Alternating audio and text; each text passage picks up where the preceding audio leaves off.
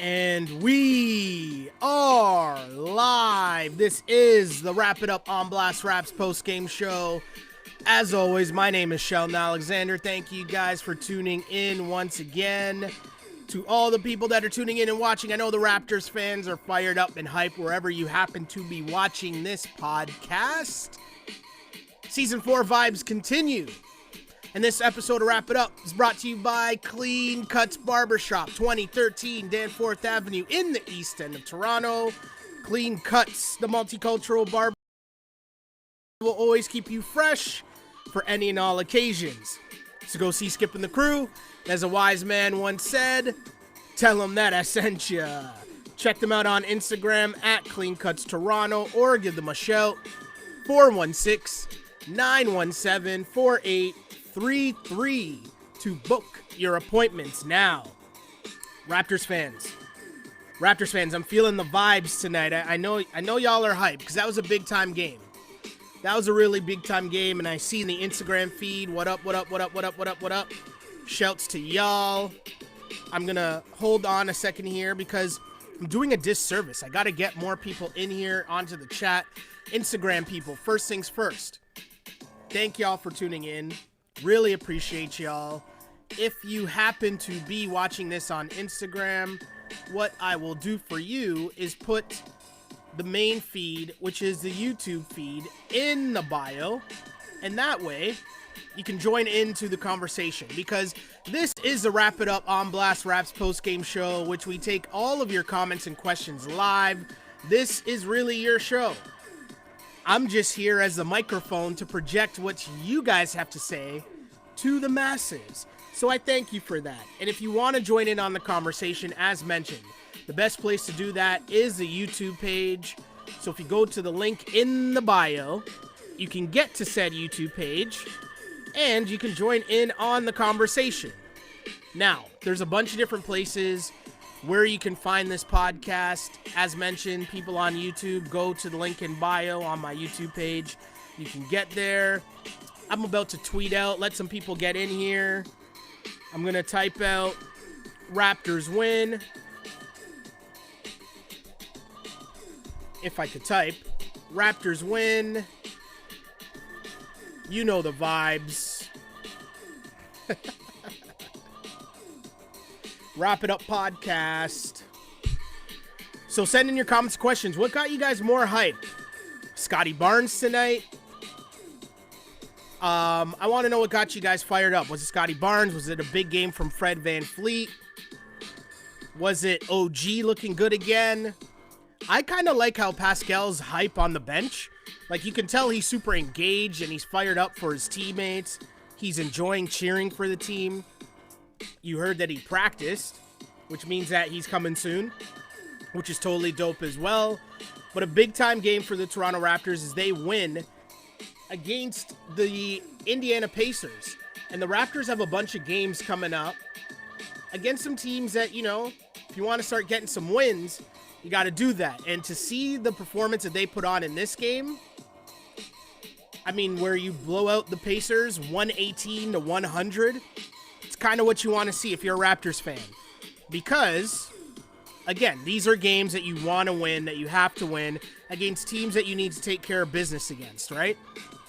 Because at the end of the day, whether you're talking playoffs, whether you're talking play-in, the Indiana Pacers are a team that you really want to do some damage against, right? So getting these wins are very key. And I'll start the pod like for real in a second. What I'm doing is I'm just posting the pod into Twitter right now to get more people to join in on the feed, and we will get to the vibes. I apologize because this Instagram feed is about to go down because guess what? I didn't charge it. How many times am I going to do that, right? Just know I'm rushing back and forth between work and home, and, you know, sometimes when I get home, I forget to start charging said iPad. So that's why the reminder comes again, Raptors fans, that if you are in the Instagram chat, what you need to do is go to the link in my bio, and that will take you to the YouTube page. And if you're already on the YouTube page, well, thank you. Thank you very much. Bless us with the like. That's how you support this, the Wrap It Up podcast, and how we support the Toronto Raptors because, as mentioned, Raptors win, Raptors win, Raptors win. 118-100. The Raptors improved to 2-3 on the season. Their second win of the year. Their first win at home. And in fact, their first win in 612 days in Toronto. 612 days since the Toronto Raptors last won in the city of Toronto. And funny enough, that game was also against the Pacers. Crazy, isn't it? Well, all 5 starters were in double digits for the Toronto Raptors, led, of course, by your man's Fred VanVleet, who continues to be the leader of this team. However you want to shape it, however you want to phrase it, whatever leadership is, Fred VanVleet is doing that right now. And, you know, I'm so hyped. I'm rocking to the music still. I didn't even turn down the music yet because that's how hyped I am for this podcast because the Raptors were doing good things. And you got to give them credit for that. You got to get these wins when you can, and especially when there's so many positive things to talk about. We'll start with Freddie. Freddie finished with 26 points, 10 rebounds, 6 assists. OG put up 25. Scotty Barnes, Scotty Vibes, Scotty Digital. We're going to make one of these names stick eventually. But 18, 7, and 7 for Scotty Barnes in this game. Plus the defensive end. You know, I love talking about defense, right? Raptors held Sabonis to 9 points. That's an all-star right there. That's the Raptors' length and athleticism inside, making it difficult for a guy like Sabonis to do what he does. But let's keep things moving because Miles Turner also gets a lot of hype. He only dropped 10 points in this game. So, hey, great job all around by the Toronto Raptors as they get the win, a much-needed win as they continue to try to, you know, build up some momentum, especially at home. You heard Fred VanVleet in the postgame talk about how, you know, they're supposed to be a really good home team. This is one of the toughest places to play in the NBA, and they want to keep it that way. So a big win for the Raps. And let's go through the game. What we do to the pod, if you're new to the podcast, what we'll do, I'll kind of go through the game, give you my thoughts, and in the meantime, between time, you guys send in your comments and questions on the YouTube page in the chat, and I will then read all of your comments because, again, this is your show. I'm just here to be the microphone to get all that out there, right? Let me adjust this light here. Make sure the angle's a little good here. But let's get things going here, and I will continue to discuss the thoughts here on a big Raptors win. So early on, and this is where leadership matters so much, right? I thought early on, both Freddie and OG came out with a purpose in this game, right? Like they both came out to really set the tone and really kind of show that, hey, we're trying to get a dub here. We're going to show the way. We're going to be the leaders. And that's what they ended up doing. Both of those guys getting out. And I think Freddie and OG scored the Raps' first 9 points in this game. OG was doing it all. OG's game, man. You're seeing the three, but you're also seeing a little bit of mid-range. He's getting more comfortable there. And he's getting more comfortable and confident in going to the basket. And I know that he wasn't getting a bunch of calls. I know that, and I get that. But I'm sure Nick Nurse is going to tell him, just keep doing it because eventually the refs are going to catch on. They're going to start getting those calls, and he's going to get more free throws because that's the next evolution of his game.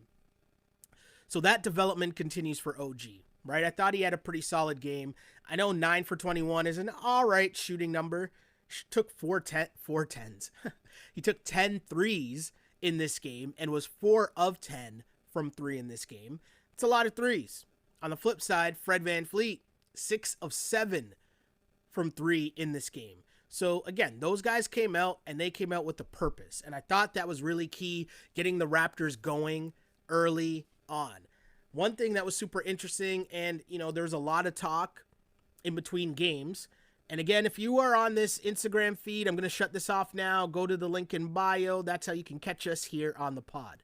But as I continue here, I think one of the real keys to this game was the fact that if you look at it, so much talk about Dragic's minutes, and people are so salty about Goran Dragic.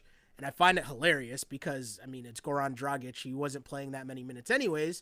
And people were wondering, well, what's going on with Malachi Flynn? Why isn't Malachi Flynn playing? That's a huge topic of discussion in Raptors land. And I got to be honest, I find it hilarious. Not because, not as a knock to Malachi Flynn, just like, that's not that important right now. There's way bigger things going on with this team. And there's a reason for it. Like, Nick Nurse knows what he's doing. Again, we just talked about this on the last pod, and huge shouts to the people that rock with us on every pod, because you kind of know what we start talking about and themes and things that we try to look for as we watch this team, because there's going to be wins, there's going to be losses, but I keep trying to stress, there's certain things you want to pay attention to. And this whole narrative about what's going on with Dragic, well, we've said it before. We know that they were playing him early because you're trying to see what he has in the tank and try to showcase him, because maybe someone else might want to trade for him. That simple, right? It's not anything more complicated than that. But when the questions come about Malachi Flynn, Nick Nurse was very interesting in practice, or in the press conference. Nick Nurse actually said, you guys keep asking me about Malachi. What you need to be asking me about is Delano Banton. Because Banton, as Nurse said, should be playing more.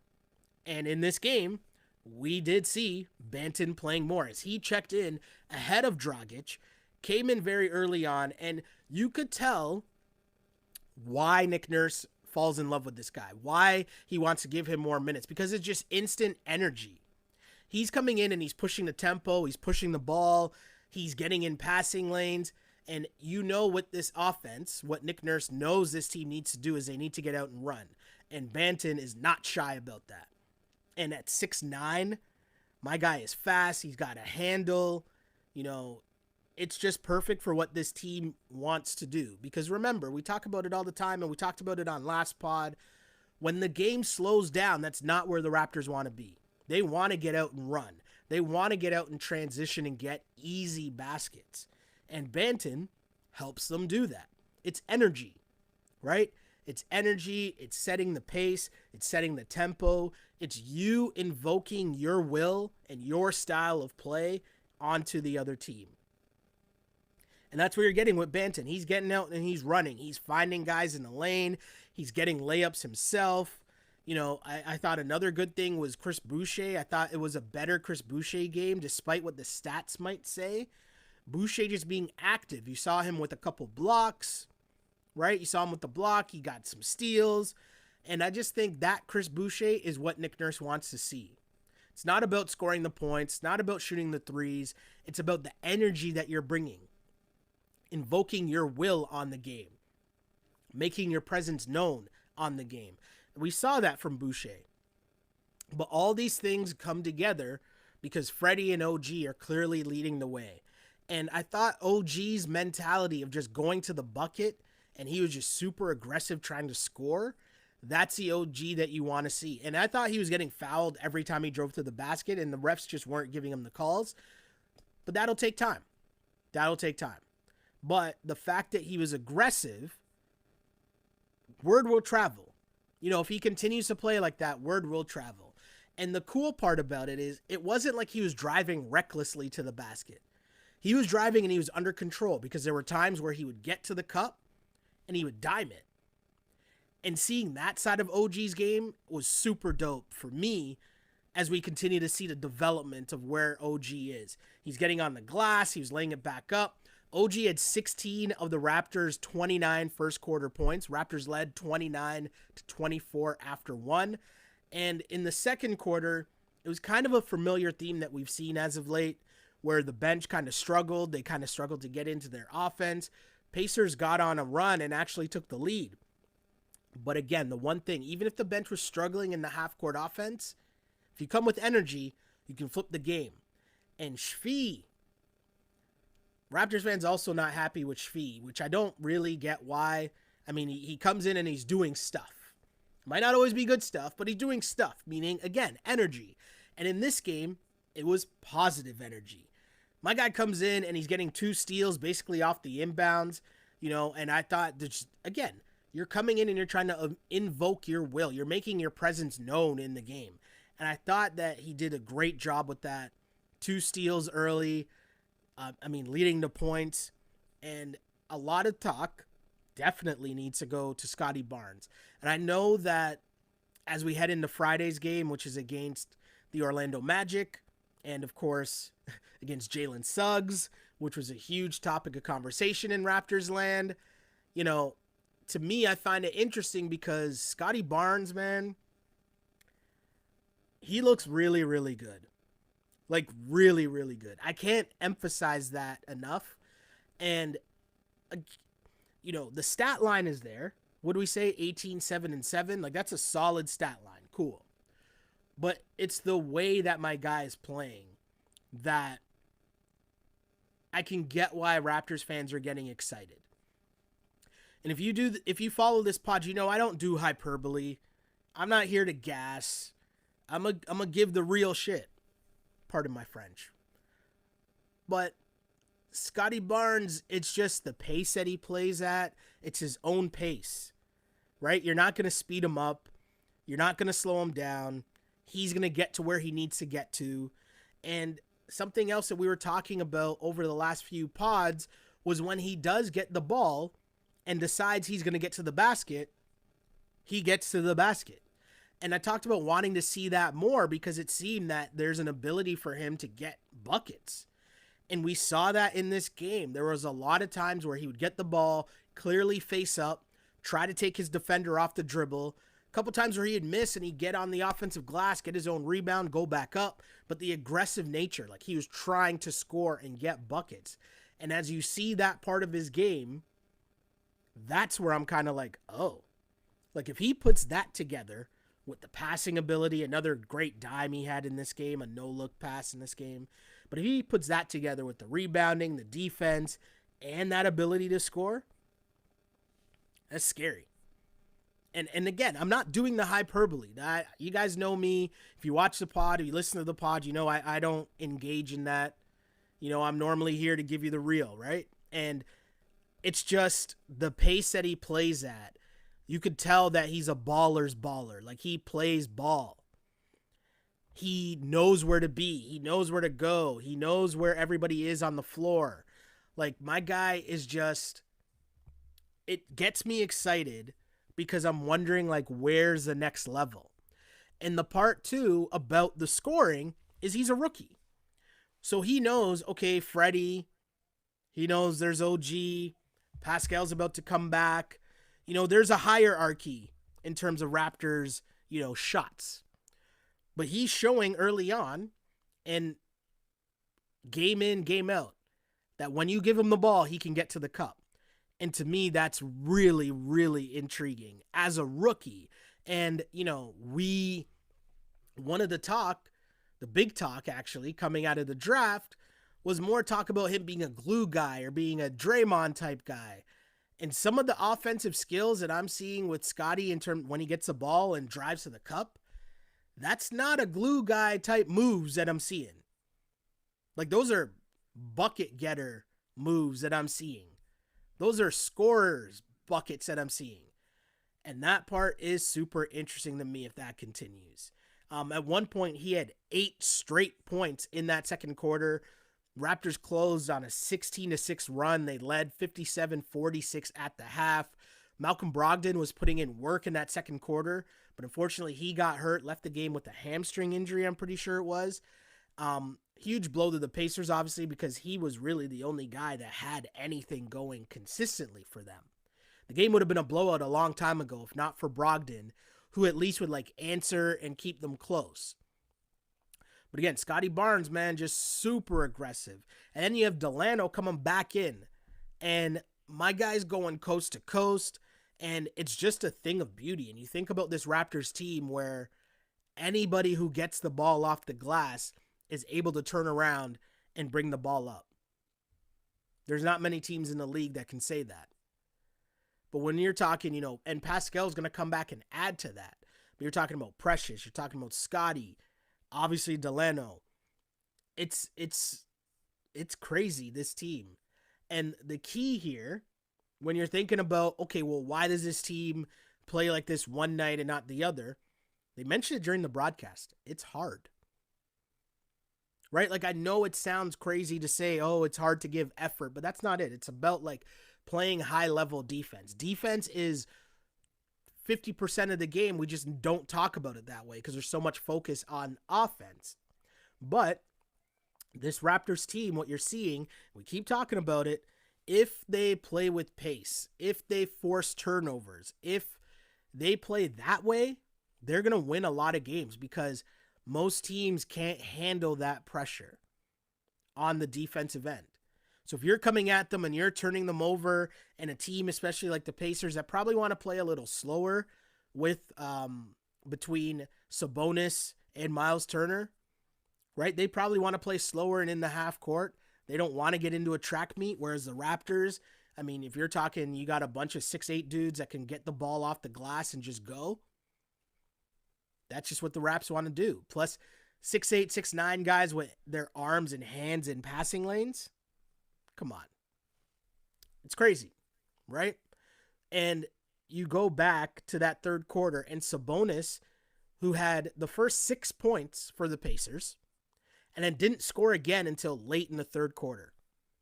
Raps put him on the clamps. But again, Banton was huge. 2 for 2 from 3. He was just looking good. Shot the 3 with confidence, which is very key for the Rook as well.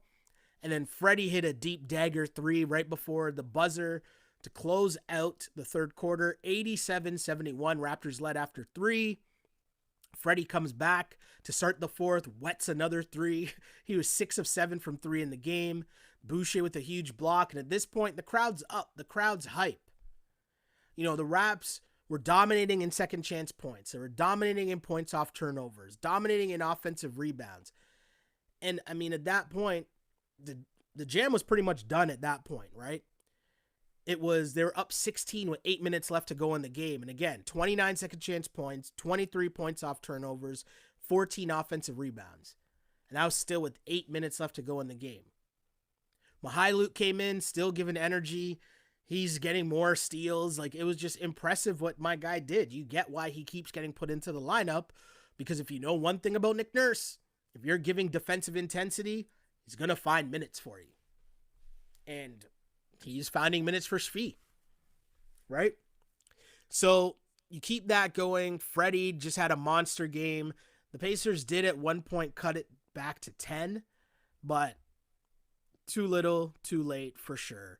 As the Raptors figure out a way to win this game and, you know, win it convincingly. And you got to give them credit. You got to give them credit. Huge win for the Toronto Raptors, 118-100.